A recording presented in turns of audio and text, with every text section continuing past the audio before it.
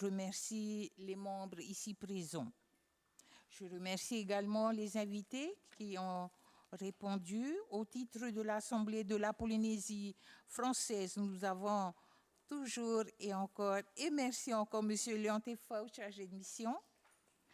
Au titre du ministère de l'Agriculture, des Ressources marines, de l'Environnement en charge de l'alimentation, de la recherche et de la cause animale, Madame Manatea Garbut, conseillère technique. Au titre de la Direction des ressources marines et minières, Madame Anne-Marie Train, chargée des projets pêche. Au titre du syndicat des pêches professionnelles de haute mer de Polynésie française, Monsieur Richard Perret, Monsieur Moz Wong. Au titre de la coopérative maritime des producteurs de pêche hauturière de la Polynésie française, M. Raufea Aripeu, président. À vous, encore une fois, je renouvelle mes remerciements. Et à nous tous, je vous rappelle nos droits à l'image pour, je crois que chacun a sa place. Ce deuxième rappel concerne les interventions pendant les séances. Seuls les membres peuvent donner leur avis.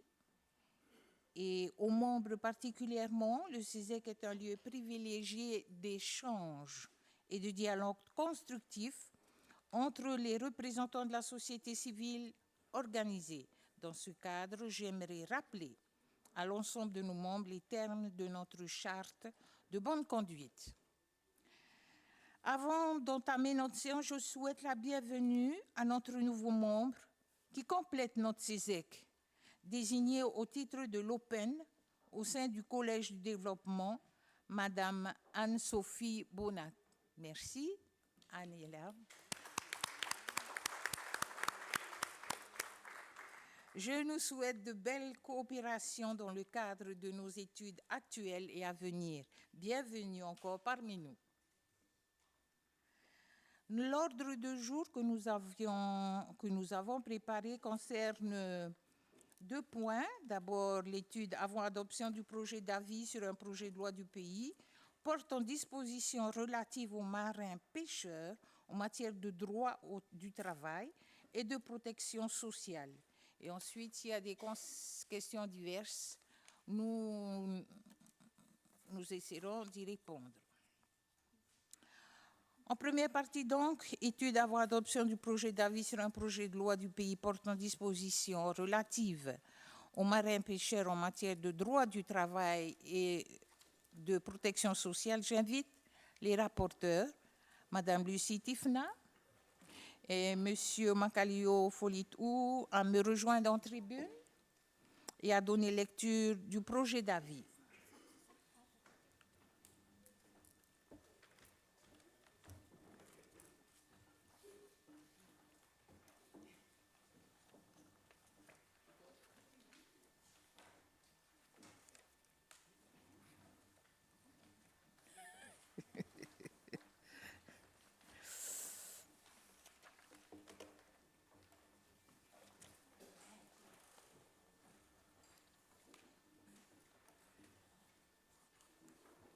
Monsieur, Madame les rapporteurs, je vous donne la parole si vous êtes prêts. Merci Madame la Présidente, chers membres Yorana. Donc nous allons commencer à la lecture du projet d'avis qu'on vous propose ce matin. Donc premièrement, grand temps. Donc objet de la saisine, donc le président de la Polynésie française soumet à l'avis du Conseil économique, social, environnemental et culturel de la Polynésie française de CISEC, selon la procédure d'urgence, un projet de loi du pays portant dispositions relatives aux marins pêcheurs en matière de droit du travail et de protection sociale. Grand 2, donc le contexte et objectif du projet de loi du pays. Bénéficiant d'une zone économique exclusive de près de 5 millions de kilomètres carrés, la Polynésie française dispose de ressources marines potentielles importantes. À ce titre, le secteur de la pêche pris dans son ensemble, est essentiel en Polynésie française par ses aspects tant économiques que sociaux et même historiques. Il permet, en outre, d'assurer l'autonomie alimentaire en poisson et un moyen de subsistance pour de nombreux Polynésiens.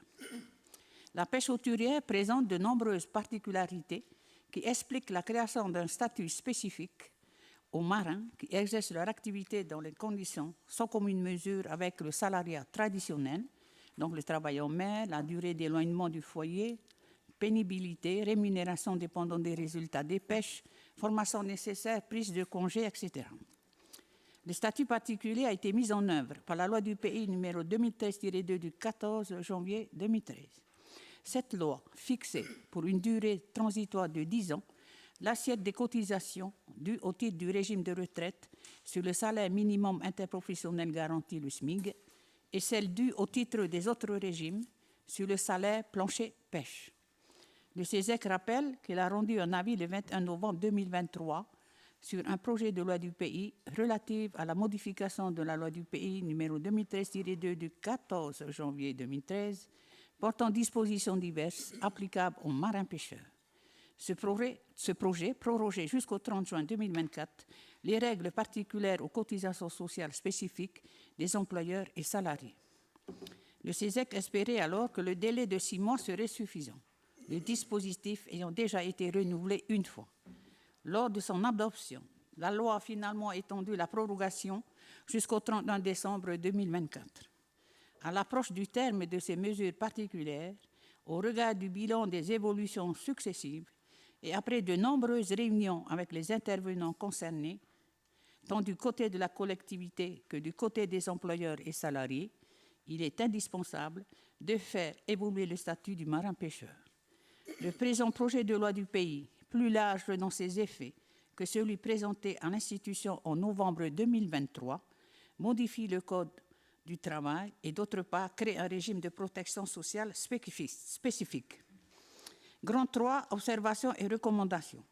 Le projet de loi du pays appelle de la part du CESEC les observations et recommandations suivantes. Comme rappelé par les rédacteurs dans l'exposé des motifs du projet, le statut du marin-pêcheur est un régime dérogatoire au droit du travail et de la protection sociale.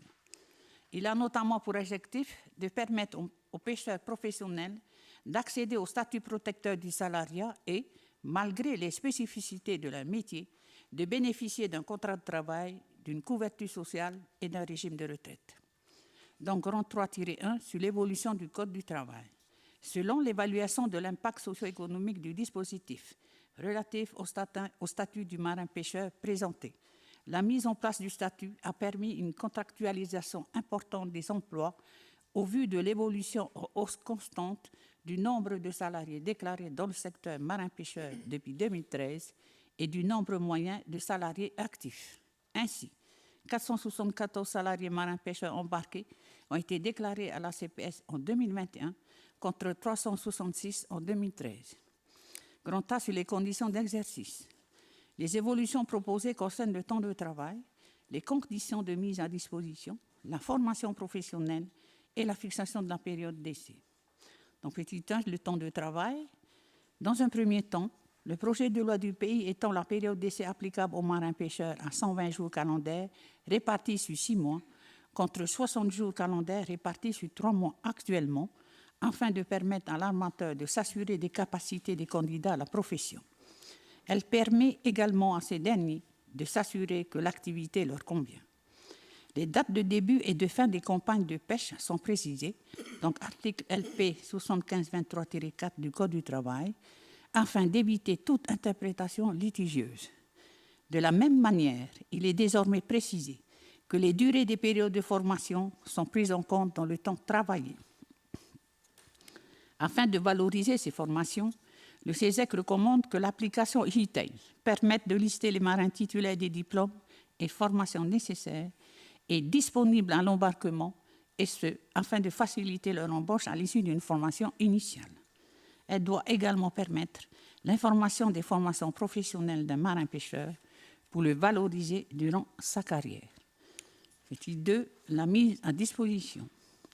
La rédaction actuelle du Code du travail limite la possibilité de mettre à disposition un salarié d'une entreprise au bénéfice d'une autre que dans les cas où ce dernier dispose d'un contrat de travail à durée indéterminée. Or, les marins-pêcheurs peuvent être recrutés soit à durée indéterminée, soit à durée déterminée et sont parfois amenés à ne plus pouvoir exercer à bord de la navire habituel, donc fin d'une campagne de pêche, immobilisation technique du navire. Aussi, afin de leur permettre d'exercer sur un autre navire durant cette indisponibilité, le projet de loi du pays étend, au seul bénéfice des marins-pêcheurs, la possibilité d'une mise à disposition d'un autre employeur, quel que soit le type, la durée du contrat et les fonctions exercées au sein de leur entreprise initiale.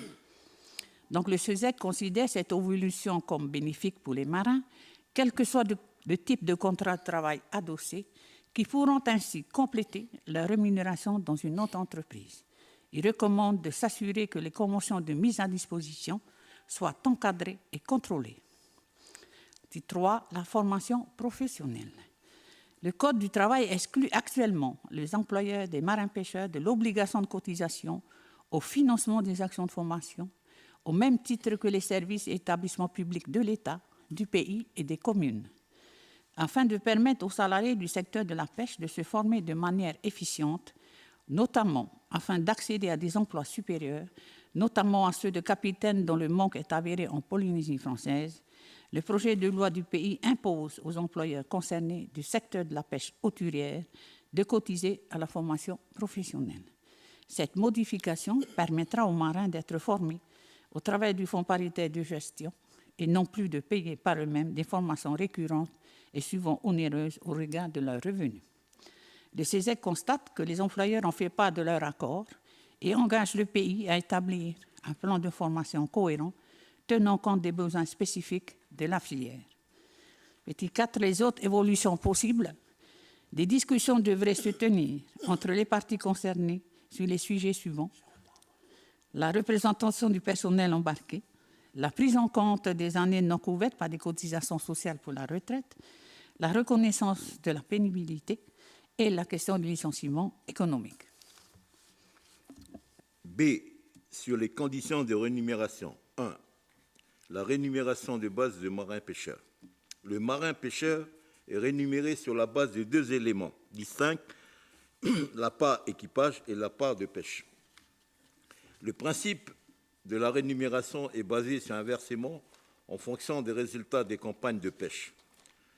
Le marin-pêcheur bénéficie d'un revenu minimum dénommé salaire plancher pêche, fixé à 95 000 CP, mensualisé et calculé sur la base du 12e de la durée légale du travail du marin-pêcheur, article LP 7525-4 du Code du travail. Le projet de loi du pays vient préciser les définitions des parts, équipage et de pêche, afin d'éviter toute contestation du calcul à verser et, enfin, d'assurer une transparence dans le versement de la rémunération. Le projet de loi du pays impose à l'employeur de présenter aux salariés les fiches de partage. De plus, en cas de versement d'un complément visant à atteindre le salaire plancher pêche, ce complément reste acquis aux marins-pêcheurs, à l'exception du cas de campagne s'étalant sur plusieurs mois. Ces modifications allant dans l'intérêt des salariés, le SESEC y adhère pleinement. Concernant la rémunération des marins-pêcheurs, l'institution relève qu'elle est liée au prix des poissons pêchés lors des campagnes et vendus une fois à terre. Or, la disparition de la criée telle qu'elle existait autrefois au port de pêche s'avère être un facteur de diminution des prix. La Chambre territoriale des comptes de Polynésie française précisait dans son rapport intitulé « Collectivité de la Polynésie française, politique publique, ressources marines, pêche, aquaculture, exercice 2015 et suivant » du 21 juillet 2021 que, par ailleurs, le système de vente à la criée au sein de l'enceinte du marché d'intérêt public MIT, situé au port de pêche de Papeete, a été progressivement abandonné par les professionnels. Ainsi qu'en 2013, la criée traitait 519 tonnes, soit près de 160 tonnes de plus qu'en 2012, plus 38%, pour une valeur échangée entre 400 millions CP. Ces quantités ne représentaient cependant que 12% de la production commerciale débarquée par les palangriers depuis les ventes à la criée n'ont cessé de baisser chaque année. Les autres circuits de distribution sont privilégiés. Aujourd'hui, l'ensemble des productions est négocié au préalable de gré à gré sans l'intervention du MIT. La Chambre s'interroge sur les raisons de la désaffection de cet outil au service de la filière. Tout comme les professionnels auditionnés par la Commission Développement et Égalité des Territoires, le CESEC préconise la remise en place d'une criée répondant aux normes techniques et sanitaires réglementaires qui pourraient permettre d'améliorer la fixation des prix. 2. Les congés payés. En matière de congés payés, de nombreux aménagements sont apportés. Ainsi, alors que la loi pose le principe d'un paiement des congés sur la base du salaire plancher, article LP 75-26-3 du Code du travail, le projet propose de fixer une indemnité journalière en fonction de l'emploi occupé. En effet, jusqu'à présent, les congés, lorsqu'ils étaient pris, n'entraînaient qu'une indemnisation très faible et peu incitative.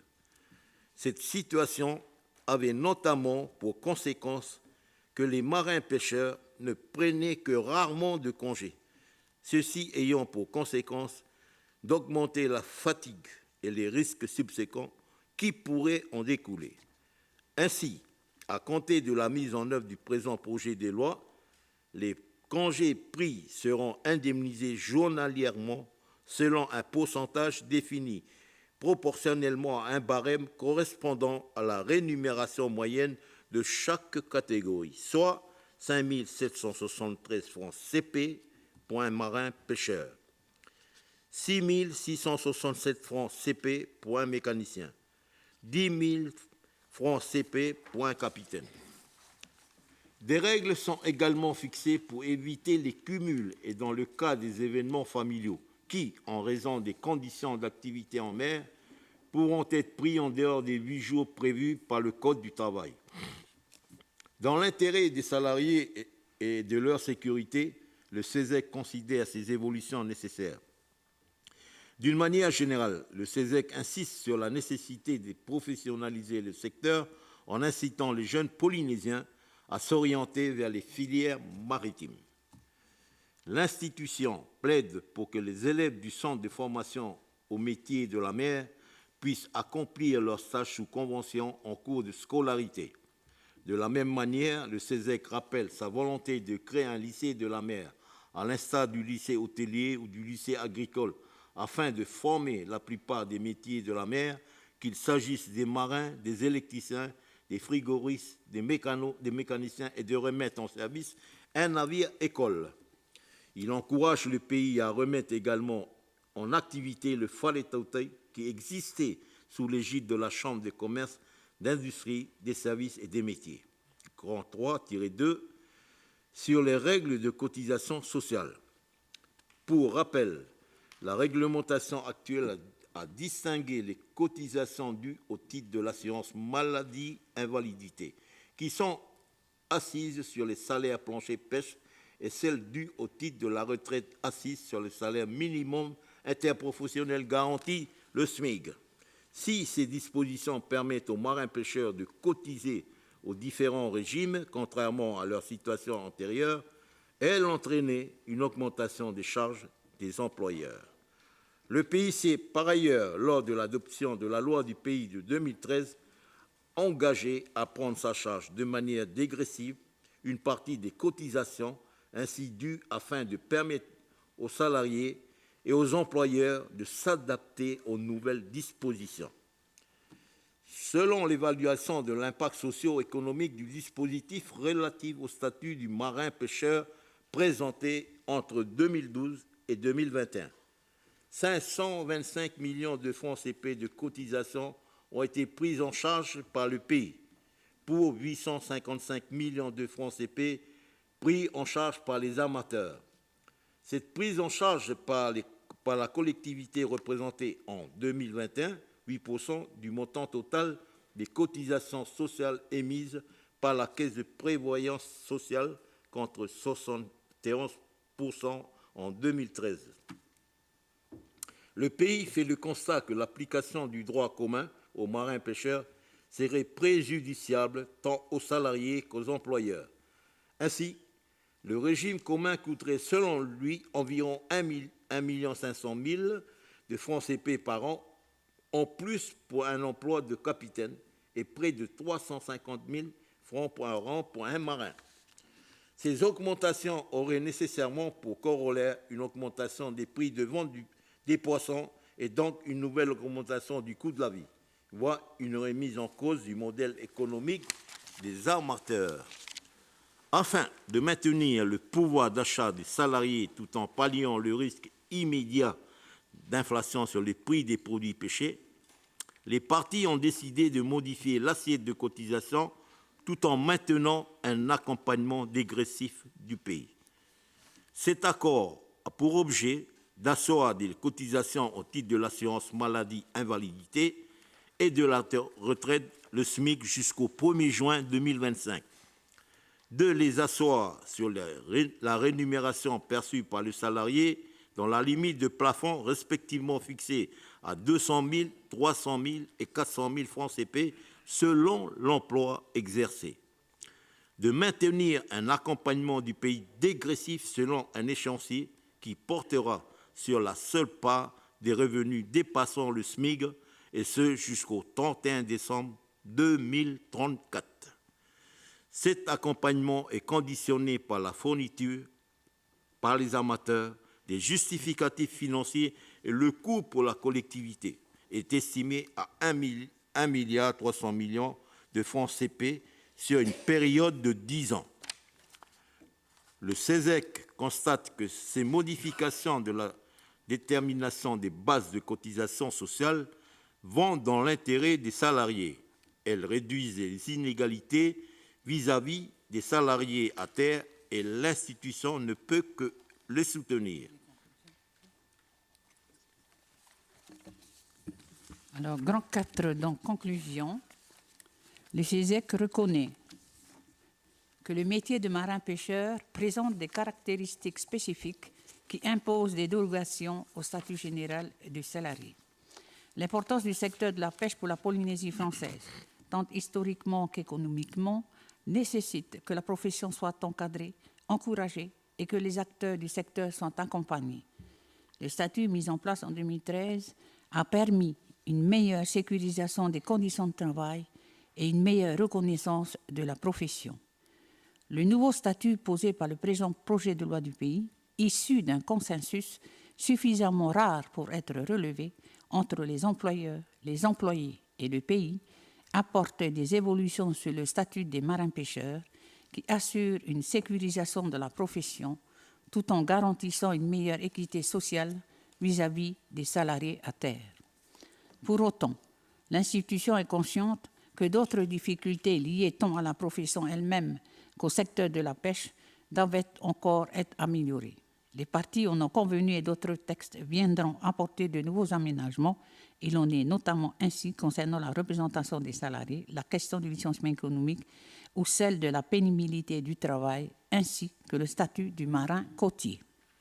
Enfin, le CESEC ne peut que renvoyer à ses préconisations établies lors de l'adoption de son avis numéro 8-2023 du 21 novembre 2023 et relative à la politique sectorielle de la pêche, portant notamment sur la formation et la validation des acquis de l'expérience, l'organisation du port de pêche, la communication, le volet environnemental.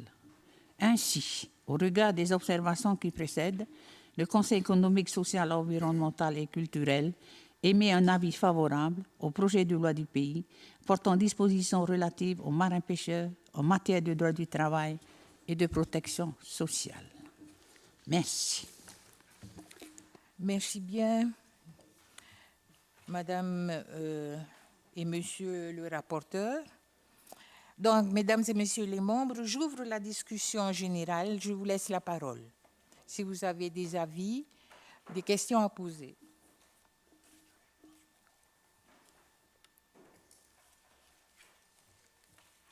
Jeff? Merci Madame la Présidente. Bonjour chers collègues, bonjour à nos invités. Excusez-moi, je suis un béotien en la matière, donc je vais vous poser des questions au rapporteur qui risquent de paraître un petit peu bizarres. Est-ce qu'on a globalement le chiffre d'affaires que représente le secteur de la pêche en Polynésie française? Ce serait ma première question. La deuxième question, ce qui m'a fait réagir en fait dans votre avis, c'est lorsque vous parlez de la remise en place d'un marché à la criée. Moi, j'ai le sentiment, d'après la lecture que j'ai eue de votre avis, que ce marché de la criée s'est un peu estompé avec le temps. Donc, on peut imaginer qu'en fait, c'est un modèle qui ne convenait peut-être plus. On voit bien qu'il y a une évolution. Dans le commerce en général en Polynésie, il est probable qu'il y ait eu aussi une évolution sur le marché, que peut-être que la criée n'est plus nécessaire. Et je suis étonné de voir que vous recommandez de le remettre en place. Donc j'aurais souhaité avoir la motivation qui était la vôtre au moment où vous avez décidé de faire ça.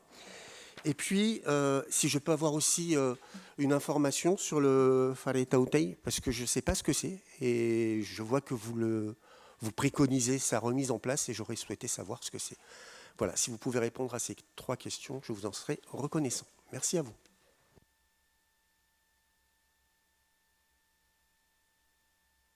Bon. Merci Jeff pour ces questions. Alors, je vais répondre d'abord par le Whare Tautei. Alors, cette préconisation, effectivement, a été mise en avant lors de la venue des armateurs que nous avons reçus à 2 reprises. Et c'est effectivement sur leur souhait que nous avons préconisé effectivement de remettre en place le Whare Tautei qui a été fermé et qui était géré par, je crois, la Chambre de commerce. Voilà.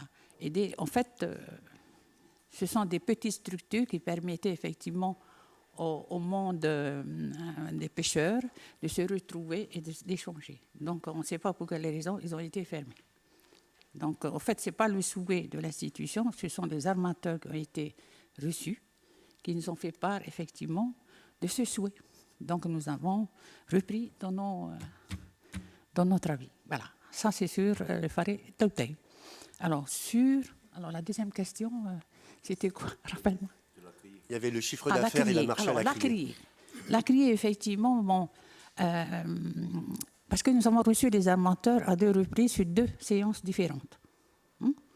Donc, effectivement, lors de l'audition de ces invités, et quand il s'agissait effectivement du prix du poisson, donc cette question a été remise sur la table et, d'après mes souvenirs, suivant les notes que j'ai pris, effectivement, ils étaient d'accord pour reconnaître que le fait de pouvoir remettre la criée permettrait effectivement, je vais dire, une amélioration du prix du poisson.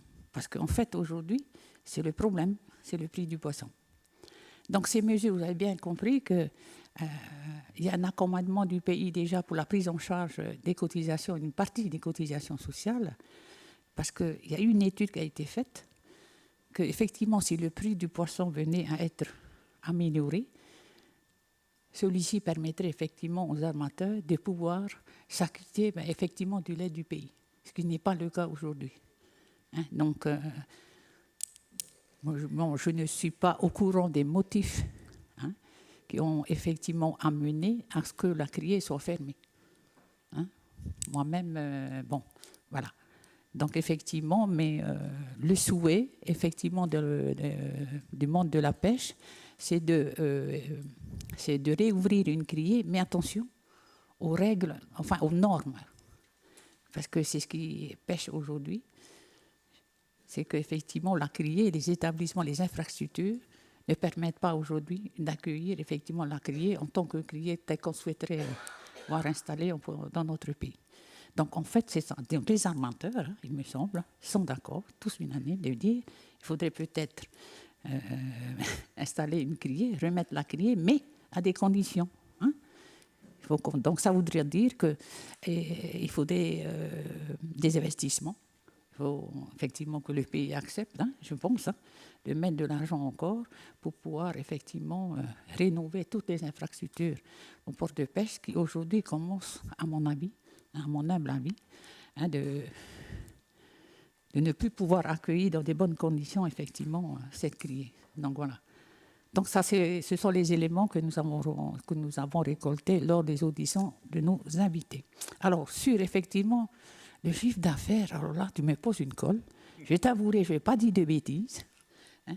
En tout état de cause, je crois que nous n'avons pas posé cette question et aucun membre n'a soulevé effectivement.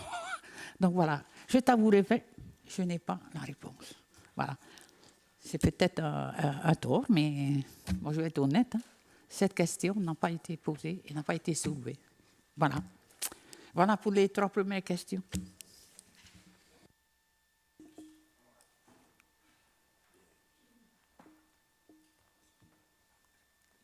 Patrick, oui. Merci Madame la Présidente. Bonjour aux invités, chers collègues. Non, pour pouvoir répondre à Jeff, le chiffre d'affaires de la filière pêche, c'est entre 4,5 milliards et 5 milliards. On est à ces alentours-là. Alors, pour la question concernant effectivement, tu as posé une question pertinente concernant la criée. La criée, vous voyez, il y avait eu à l'époque simplement 400 millions de poissons qui étaient passés par la criée. Et faire fonctionner une criée, ça demande du personnel. Si vous voyez à 400 millions, si vous prenez 5% du chiffre d'affaires qui permettrait de faire fonctionner, rien que là, vous verrez qu'il n'y a pas suffisamment d'argent. Et en plus, les installations sont devenues obsolètes. Et donc, il faudrait refaire les installations, tout ça. Je pense que ça coûterait très cher au territoire. C'est pour ça que je pense que le territoire va bien réfléchir avant de remettre en place une criée. C'est vrai que pour les pêcheurs, par exemple, Potimarara, hein, ou des pêcheurs occasionnels, c'est vrai qu'une criée est vraiment intéressante. Mais voilà les conditions pour remettre en place une criée, ce qui n'est pas véritablement... Et tu as raison, lorsque tu dis en dehors de la criée, la commercialisation s'est faite, et elle se fait actuellement. Et les prix sont, actuellement, ils sont relativement corrects. Voilà. Donc, est-ce que c'est un intérêt vraiment majeur? Je ne sais pas. Pour mettre en place la crise. Merci bien. Martine.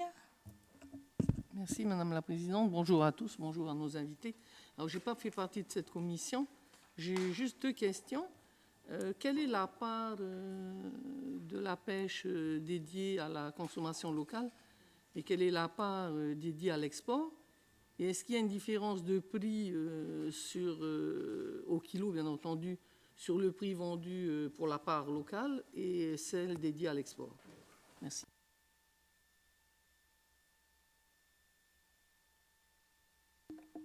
Patrick. Je vais aider nos rapporteurs, si vous voulez bien. La part d'export se trouve entre 1000 et 1200 tonnes, mais c'est essentiellement du poisson de très bonne qualité, c'est-à-dire des gros thons rouges. Et effectivement, c'est d'un prix légèrement, même très au-dessus de la moyenne de ce qui est vendu sur le marché local. Donc le reste, vous voyez la différence, si on fait 6 000, 7 000 tonnes par an de thon, le reste est vendu sur le local.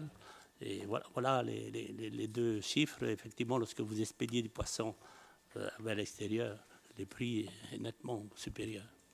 Et la qualité aussi. Alors, j'en profite pour dire que rouvrir une criée, il faut aussi des spécialistes qui sont là pour déterminer la qualité du poisson. Et là, je pense que le territoire est en ce moment très dépourvu. Merci bien.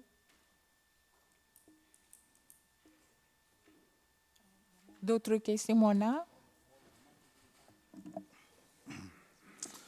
Bon, je voudrais aussi compléter. Enfin, tout d'abord, il y aura dans tout le monde. Hein.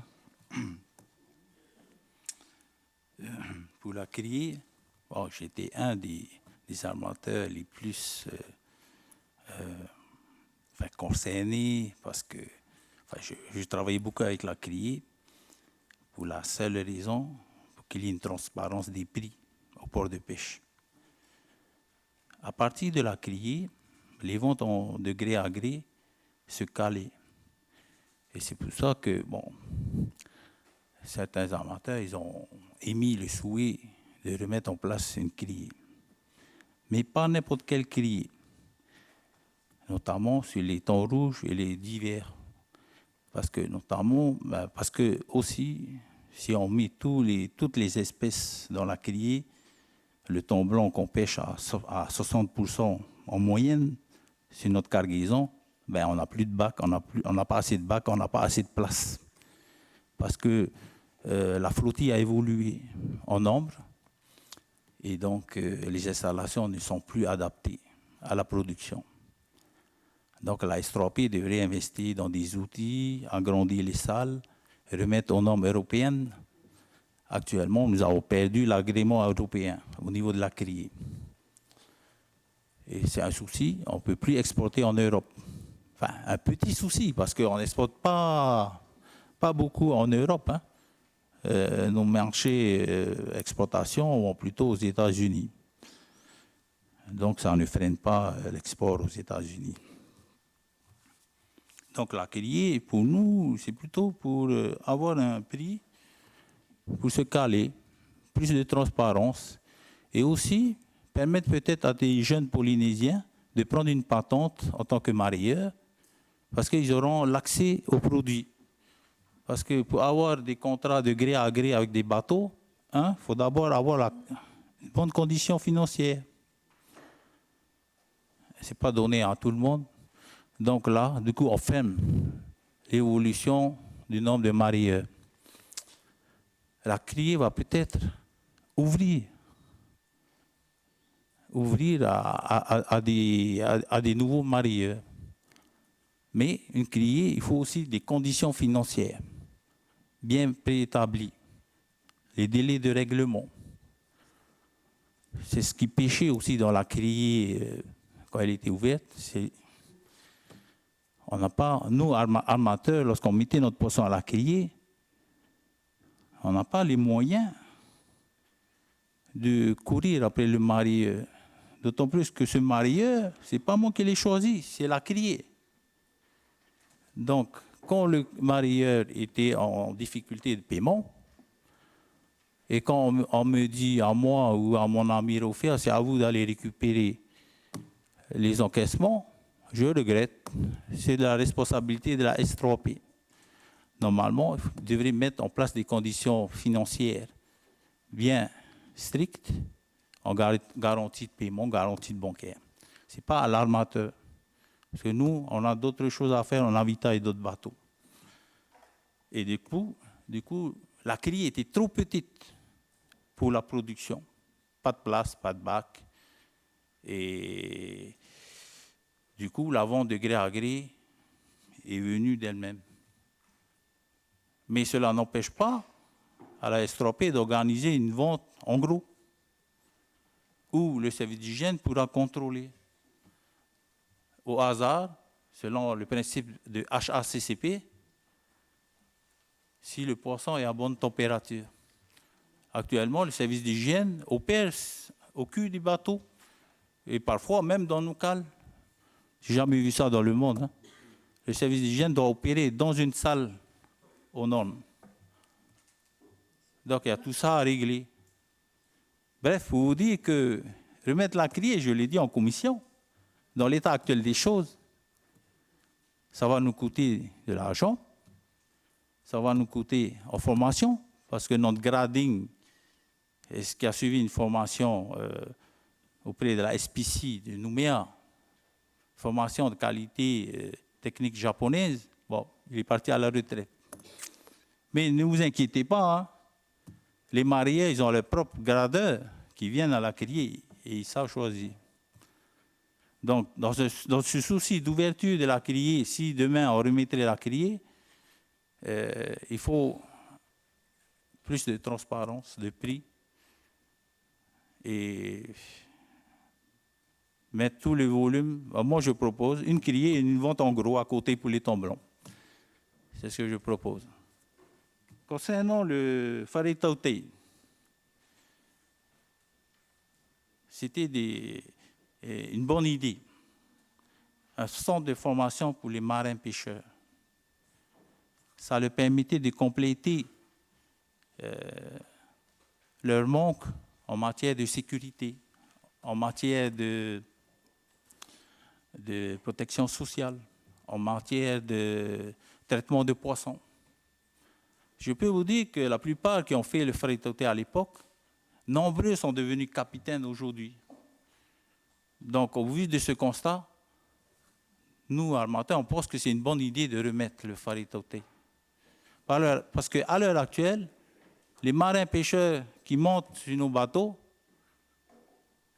ont du mal à rattraper cette formation. Du coup, ils vont pêcher, former. Donc, il faut remettre le marin-pêcheur, le Faritaute, de manière à ce qu'ils gagnent du temps en formation de base et après à expérimenter sur nos tonniers. À défaut, ça va être compliqué, pêcher, former, pêcher, former, pêcher, former. Et en réalité, certains abandonnent. Ils préfèrent rester, comme on dit, marin-pêcheur. Ils se disent, je reste marin-pêcheur, parce que finalement, j'ai moins de responsabilités. Il faut se dire aussi ça, accéder au capitaine, plus de responsabilités.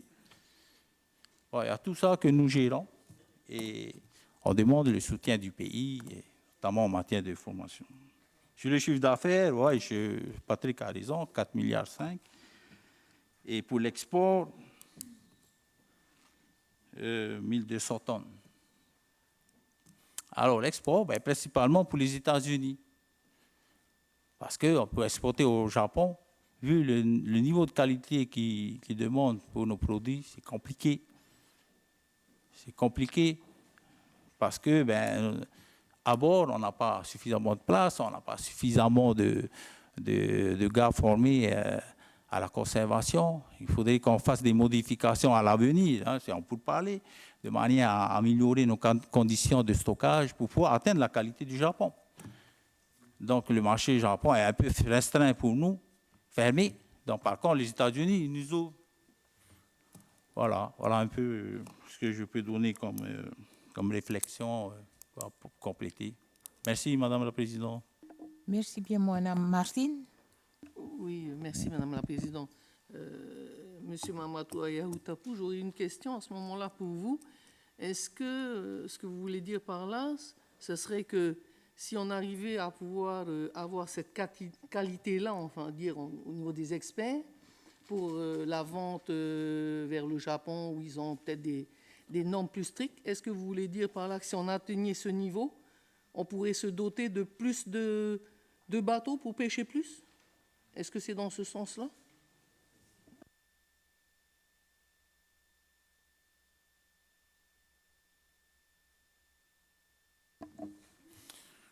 Question difficile à répondre, parce que il faut que vous sachiez que nous pêchons des poissons pélagiques. Et maintenant, quand je dis à mon capitaine, va me chercher des thons rouges, c'est un peu compliqué maintenant. Sans parler des conditions climatiques qui ont changé. Oui, c'est notre souhait. Que je pêche 80% de thon rouge et plus de thon rouge, parce que c'est là où on gagne de l'argent. Et c'est l'intérêt de tout armateur. Mais, comme je l'ai dit en commission, il est intéressant aussi que nous mangeons du thon blanc. Parce que le thon blanc, c'est un poisson, comment dire, plus bénéfique pour notre santé. Et voilà, je ne veux pas dire le mot, mais moins cher et Pêcher le thon rouge, ce n'est pas donné à tous les capitaines. Il faut avoir les techniques, il faut avoir beaucoup de connaissances. Si j'ai un capitaine qui me pêche 80% de thon rouge, ah ben, il n'est pas de nationalité polynésienne. Voilà ce que je peux te répondre. Mais le jour où nos capitaines ils pêchent 80% de thon rouge, pas n'importe quel thon rouge, les gros, pour pouvoir exporter. Parce que le pays s'enrichit si on exporte à l'extérieur, c'est pas en vendant sur le marché local. Mais nous, on a un rôle plutôt pour nourrir aussi notre population. Alors, voilà. Je ne sais pas quoi te répondre. Ah, bien sûr. Parce qu'à défaut, si nous ne pêchons pas, le poisson, on est une zone économique de transit. À l'ouest ou à l'ouest, je peux vous dire que les autres armements étrangers, ils attendent le poisson et nous, il faut qu'on se réveille. Il faut qu'on se réveille pour pêcher, pour créer des emplois. Maintenant, la limite, je ne peux pas vous dire qu'on pourra tripler. Parce que nous, on s'est posé la question au niveau de la profession. Pour tripler, c'est aussi augmenter les effectifs à terre, augmenter les installations, améliorer les installations. Donc, on demande aussi l'accompagnement du pays là-dessus. Mais il y a du travail à faire et il y a des matières à créer des emplois dans le secteur de la pêche. Moi, je peux dire. Et surtout, c'est un métier accessible aux Polynésiens qui... Enfin, ça me fait la peine de dire ça, qui est en échec scolaire et qui est doué des mains. La plupart des Polynésiens, ils sont doués des mains. Surtout pour la pêche. Et ça leur permet de gagner dignement. Maintenant, on évolue en matière sociale. Je trouve que c'est une bonne chose. Hein. Bon, les armateurs, ils sont favorables. C'est rare, hein? Mais avec l'accompagnement du pays, on est favorable. Moi, je suis favorable à ce projet. Marourou. Merci, Mona. Merci, Martine, pour les questions. D'autres questions?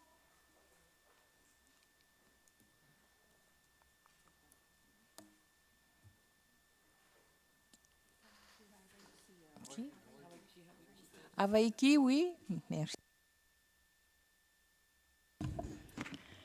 Merci Madame la Présidente. Bonjour aux collègues et bonjour à nos invités.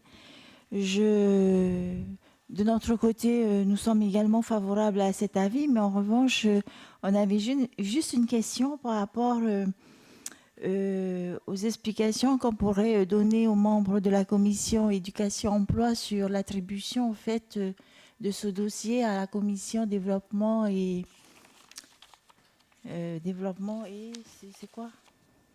Développement et égalité des territoires. Parce qu'à la lecture du paragraphe, du dernier paragraphe du dernier paragraphe à la partie 2, à la page 1.6, on dit que le projet de loi de pays vient modifier le Code du travail et créer en fait un régime de protection sociale spécifique. C'est juste pour apporter une explication sur comment ça a été attribué. Voilà. Merci.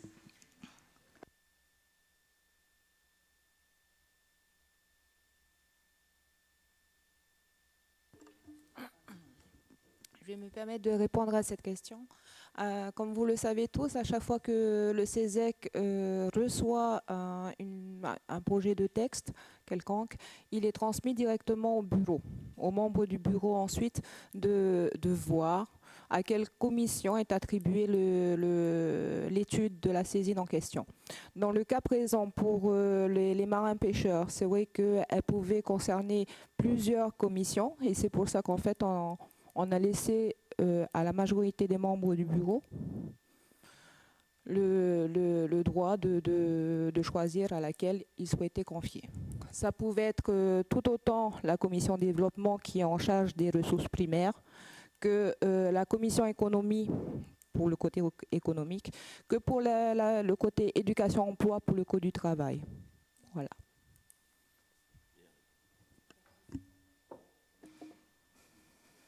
Merci, Patrick. Oui, Madame la Présidente, avant que vous décidiez de passer au vote, je voudrais qu'on puisse revenir en page 6, dernier paragraphe, juste une modification de forme, parce que le dernier mot, le changer, je lis, hein, ces augmentations auraient nécessairement pour corréler une augmentation des prix de vente de poissons, et donc une nouvelle augmentation du coût de la vie, c'est tout à fait exact, voire une remise en cause du modèle économique de la filière, au lieu des armateurs. Parce que si le modèle économique des armateurs tombe, c'est toute la filière qui tombe. Alors, de remplacer des armateurs par le modèle économique de la filière. C'est purement de forme. En bas de page 5 sur 6. Dernier paragraphe. C'est de pure forme. Si, sous contrôle des rapporteurs, bien entendu, Madame la Présidente. Merci, Madame la Présidente. Merci, Patrick. Oui. Oui, c'est une modification de forme. Je pense que, Présidente, s'il y a des oppositions, ben, nous, en tant que rapporteur, effectivement, on est d'accord. Qu'est-ce qui modifie? Tout le monde sont d'accord pour cette proposition d'amélioration, de changement? D'accord.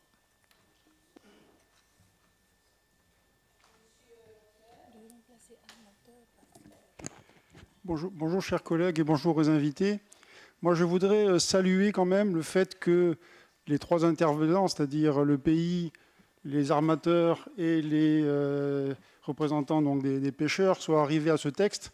Je rappelle que ce n'était pas gagné. Il y a quelques mois, on a eu quelques soubresauts sur le sujet ou incompréhension. Et donc je pense qu'il faut saluer le fait qu'à l'arrivée, tout le monde ait pu discuter et arriver à ce texte.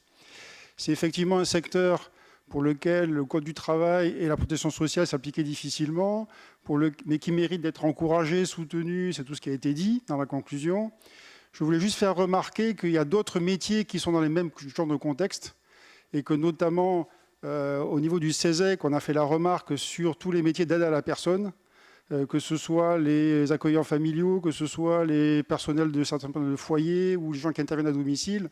Et donc moi j'appelle de mes voeux, comme le CESEC l'a fait, à ce que les mêmes genres de démarches soient lancées également sur ces métiers. Là, on a un exemple de choses qui semblent fonctionner et je pense qu'il faut essayer de le dupliquer. Voilà. Merci. Merci bien. Oui, Lucie. Merci, Madame la Présidente. Donc, je crois qu'on n'a pas répondu à la question d'Abaiki. Alors, non, c'est bon. Non. Est-ce que tu pourrais reformuler ta question pour une meilleure compréhension pour qu'on puisse te répondre? Merci, Lucie. Oui, je souhaitais juste que le bureau apporte son explication sur la manière dont l'attribution s'est faite, plutôt en faveur de la Commission développement et égalité des territoires que Commission éducation et emploi. Donc, je t'avouerai que moi, je n'étais pas là à ce bureau d'ailleurs. Et je ne sais pas, il y a quelques membres qui étaient là. Je pense qu'ils ont dû... Non.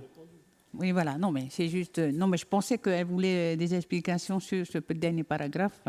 Bon, voilà, apparemment, on a répondu à son interrogation. Donc, c'est parfait. Merci, Abaiki. Ça y est. Merci, Madame la Présidente. Je remercie Thierry pour la remarque. C'est avant tout ce projet de loi. S'il n'y avait pas en amont le débat entre les partenaires sociaux, rien ne se ferait. Et je te remercie de l'avoir rappelé. Parce que cette loi est passée ici grâce aux partenaires sociaux qui ont débattu en amont pour qu'ils puissent arriver là. C'est la raison pour laquelle il n'y a pas tellement de difficultés. Voilà. Et merci d'avoir aussi signalé qu'il y en a d'autres métiers qui devraient faire l'objet de même consensus. Merci.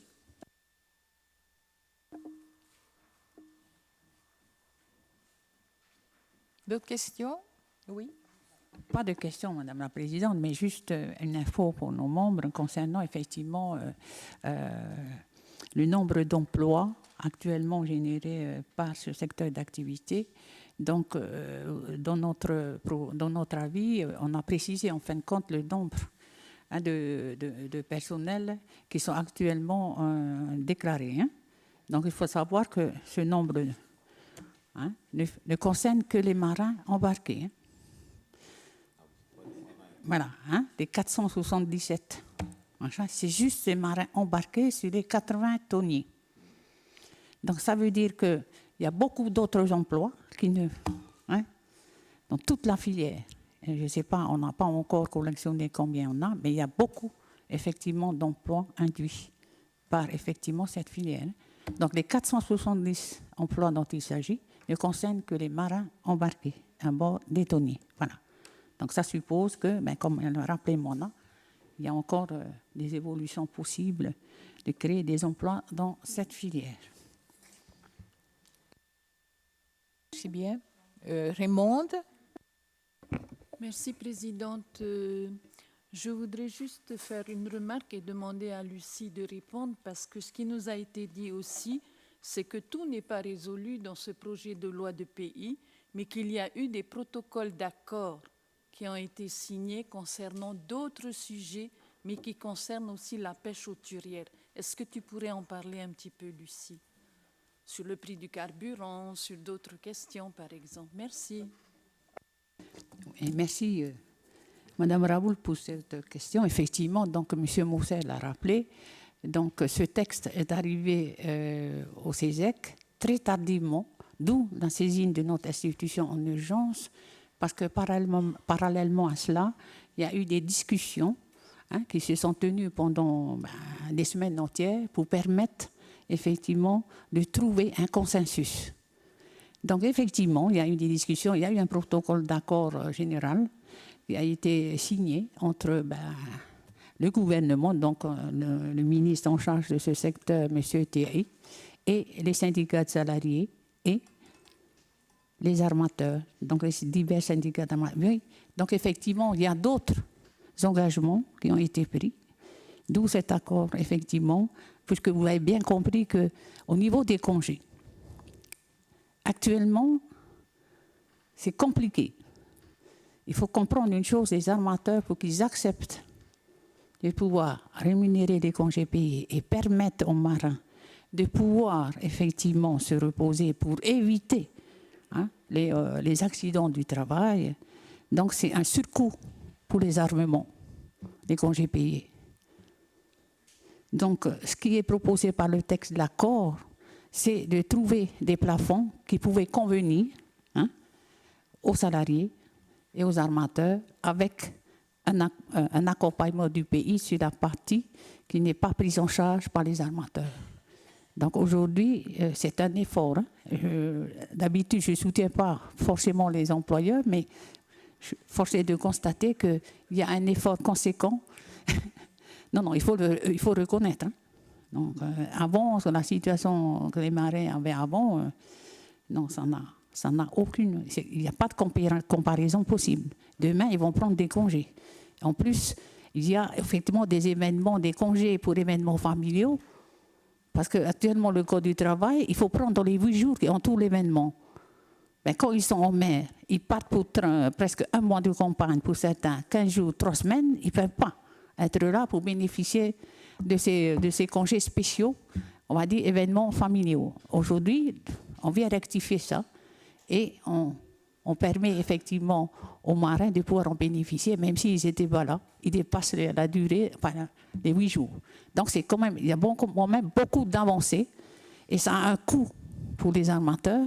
Et en contrepartie, pour effectivement permettre aux armateurs de pouvoir amortir ces nouvelles charges qu'ils ont acceptées au titre de la formation professionnelle. Mais aujourd'hui, ils ont demandé à effectivement cotiser à la cotisation obligatoire pour la formation professionnelle. Avant, ils étaient exonérés. Donc, il y a beaucoup de charges qui vont venir au travers de ce texte. Je veux dire, grever les budgets des armements, on va dire des choses comme ça. Donc, forcément, le pays a adhéré. Il dit, OK, il y a eu des efforts de chaque côté. Donc, forcément, le pays a accepté d'accompagner, pas uniquement sur les cotisations. Donc, vous avez vu, c'est 1,3 milliard sur 10 ans. Hein, mais sur autre chose, peut-être le prix du carburant, bon, ça reste à négocier, hein, bien évidemment. Donc, le renouvellement des infrastructures portuaires, tout ça aussi. Donc, ça coûte de l'argent. C'est un plan qui va durer quelques années déjà, hein, peut-être une dizaine d'années. Les criers, enfin bref. Il y a pas mal de choses. Je n'ai pas le protocole sous les yeux là parce que j'ai laissé dans mon téléphone. Effectivement, il y a beaucoup de concessions, on va dire, réciproques, de part et d'autre. Et c'est effectivement à relever parce que c'est la première fois qu'on peut dire aujourd'hui qu'on s'est tous entendus. Donc on peut dire que c'est la filière entière qui a gagné. Nous, les salariés, on a accepté également de ne pas aller sur la cotisation, sur les salaires réels, hein, parce que vous savez bien qu'il y a des capitaines qui gagnent très bien leur vie. Hein. On va dire 500 000 minimum, voire 1 million. Vous imaginez les taux de cotisation? Les armements vont fermer. Hein. Donc voilà. Et c'est ça qu'il faut relever, c'est effectivement les partenaires sociaux. Et c'est rare. Hein. C'est rare de trouver effectivement une entente, mais je sais que les salariés que les syndicats représentent ont accepté les plafonds qui figurent dans le statut. Le pays a accepté d'accompagner et les armateurs ont accepté également de venir aussi mettre la main à la poche. C'est ça qu'il faut pour sauver la filière. C'est surtout ça. Voilà en gros, Raymond. Bon, je n'ai pas livré tous les secrets de cet accord parce que je crois que je n'ai pas eu l'autorisation des armateurs et du gouvernement. Donc, et puis, mon ami Galnon, qui est co-signataire, n'était pas là non plus. Je n'ai pas eu le temps de lui poser la question, lui demander sa permission. Voilà. Merci, Lucie. Merci bien. D'autres questions? S'il n'y a pas de questions, nous allons passer au vote. Et là, je vais redemander au rapporteur de changer de casquette. Merci, Madame la Présidente. Donc, on passe au vote. Si vous êtes d'accord. OK. Donc, en 2 temps, donc nous avons des procurations. Donc, pour ceux qui sont présents, à l'appel de vous levez votre main. Comme ça, je vais faire l'appel nominal. Hein? On va procéder comme ça, c'est plus facile. Donc, qui est favorable au projet d'avis qui vous sont présentés ce matin? Qui est favorable? Alors, Jean-Michel Onsan, Edgar Tayatua, Moana Mamatoué Hautapu, Martin Neza, Maïva Van, Herani Nouveau, Isabelle Trebuc, Jean-François Benhamza, Joël Cario, Raymond Raoul, Ina Outia, Moya Pereire, Yvette Temauri, Patrice Pohoué, Patrick Galnon, Veiria Tehei, Félix Fong, Abaiki Tewiao, Le Gaïk Vaitia, Alain Teurier, Stanley Elacotte. Alors, Anne-Sophie. Anne-Sophie, ça suffit pour l'instant. Hein? Voilà, merci. Mariana Pobric. Louis Provo. Henriette Camien. Henriette, merci Henriette. Thierry Mosser. Bon, moi-même, Lucie Tifna. Macalio Folito. Voltina Aromataroi. Patricia Teriter Ahomian. Monsieur Hawata Maximilien. Pour les présents. Alors, pour les votes par procuration. Y a-t-il des abstentions? Pardon. Des contre? Il me semblait bien que... Alors, pour les votes par procuration, alors, monsieur Marc Barcinas, donné procuration, monsieur Maximilien Hawata, pour. Madame Tahia Changtien, pour M. Joël Cario. Madame Florence Drolet, pour M. Thierry Mosser. Madame Sandra Labey, pour M. Jean-François Benhamza. Marguerite Lai, pour Madame Voltina Romataro Dauphin. Madame Léna Normand, pour Mayana Montbridge. Monsieur Marotia Vitrac, Madame Raymonde Raoul. Madame Diana Yanko, pour Monsieur Edgar Théatois. Pour Madame Andrea Royo, pour Madame Isabelle Trébuc. Donc, Madame la Présidente, tous les votes par procuration ont été exprimés. Il manque une personne dans l'Assemblée qui n'a pas voté, qui était dehors. Alors, Monsieur Karl Tefato, pour. Voilà, Madame la Présidente, ça y est.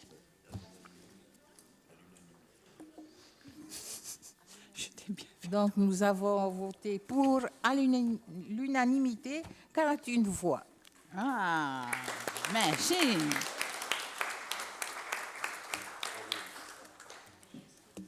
Bon, tout naturellement, hein, Madame la Présidente, je suis très heureuse que j'ai pu donner un vote unanime à ce texte qui est attendu aussi bien par les salariés que le monde de la pêche, les armateurs. Il faut saluer aussi l'effort du gouvernement pour venir aussi participer et faire en sorte que ce texte ait vu le jour pour permettre la viabilité effectivement de cette filière et qui nourrit la population, hein, notre population polynésienne. Je remercie aussi tous les invités qui nous ont permis de... Enfin, merci. Et bien évidemment, nos conseillers techniques, hein, sans eux, nous n'aurons pas pu coucher sur le papier comme il faut, comme il se doit, effectivement. Merci à tous. Merci beaucoup pour le travail accompli par la Commission. Je remercie les invités. Vous pouvez disposer. Merci encore.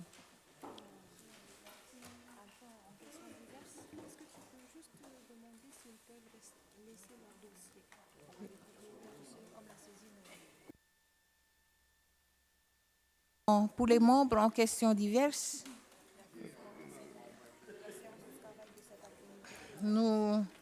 j'aimerais faire un rappel. Nous avons une séance de travail qui est prévue cet après-midi pour la commission Santé et Solidarité à 13h30. C'est une nouvelle saisine que nous avons reçue en urgence et qui concerne un schéma directeur de l'action sociale et médico-sociale. Et sinon, pour tous les autres membres, on peut terminer là, on a une demi-heure. Nous avons le secrétariat qui demande à ce que vous laissiez les dossiers sur place. Et donc, on va récupérer et vous le rendre éventuellement, si vous le voulez, sous un format plus solide, quoi. Est-ce que vous avez des questions diverses? Sinon, il nous reste, on va dire, 3/4 d'heure. Est-ce que vous seriez d'accord? Il y a un plan B pour une vidéo, pour un film, oui? Il y a une question? Meva, oui. Merci Madame la Présidente. Je voulais juste suggérer la possibilité de parler du projet Journée Cinéma pour les enfants, le 20 décembre, je crois. Enfin,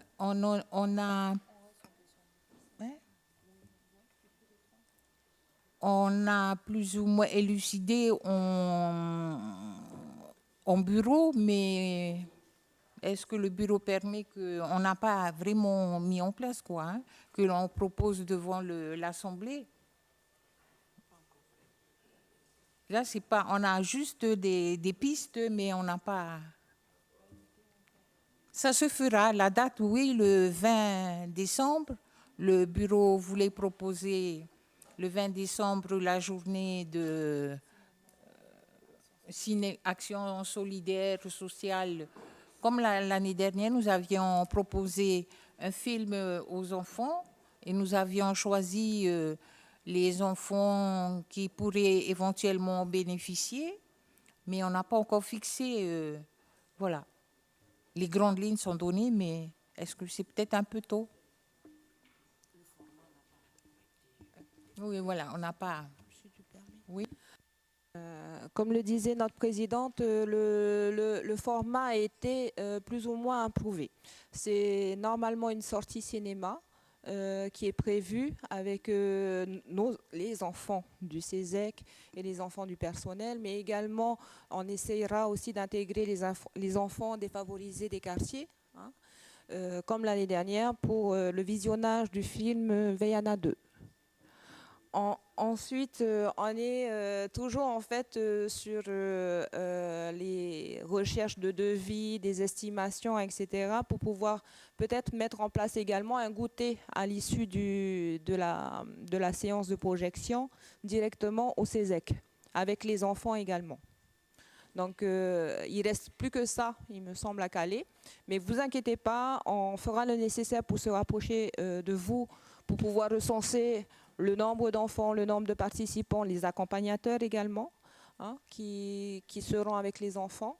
Et on vous rendra compte dès qu'on aura tout le nécessaire. Mais en tout cas, avant la fin de la semaine prochaine, normalement, on devrait avoir tout ce qu'il faut en information. Merci.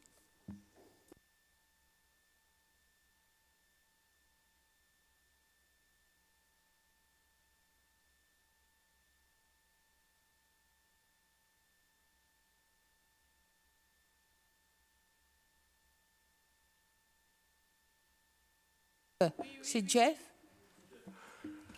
Oui, effectivement, on m'a demandé si je pouvais essayer de trouver une vidéo à projeter.